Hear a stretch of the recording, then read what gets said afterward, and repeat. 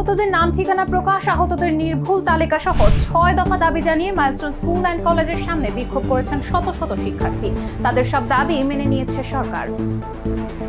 সর্বশেষ তথ্যানুযায়ী বিমান বিধ্বস্তের ঘটনায় নিহতদের সংখ্যা বেড়ে ৩১, আহত ১৩৫।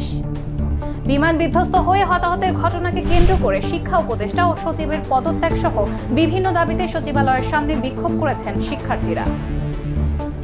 আহতদের চিকিৎসায় ৫০ লাখ টাকা ও ২০ সার্জন নিয়োগ দিয়েছে জামায়াত। উত্তরা ১২ নম্বরের সিটি কর্পোরেশন কবরস্থানে মাইলস্টোনে নিহতদের দাফনের জায়গা নির্ধারণ করে দিলেন প্রধান উপদেষ্টা।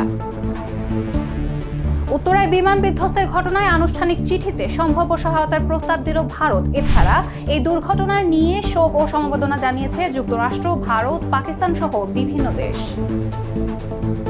রাশিয়া থেকে তেল আমদানি অব্যাহত রাখতে ভারত, চীন ও ব্রাজিলের ওপর উচ্চ হারে শুল্ক আরোপের হুঁশিয়ারি দিয়েছে যুক্তরাষ্ট্র। বিমান দুর্ঘটনার ছবি দেখে প্যানিক অ্যাটাক পরিমণির, হাসপাতালে ভর্তি। মর্মান্তিক এই দুর্ঘটনায় নিহত ও আহতদের স্মরণে আজ বাংলাদেশ পাকিস্তান ম্যাচে ১ মিনিট নীরবতা পালন করে সবার বাহুতে থাকছে কালো ব্যাজ। অনূর্ধ্ব ২০ নারী সাব চ্যাম্পিয়নশিপে অপরাজিত চ্যাম্পিয়ন হয়ে মাইলস্টোন ট্র্যাজেডিতে নিহতদের শিরোপা উৎসর্গ করল বাংলাদেশ।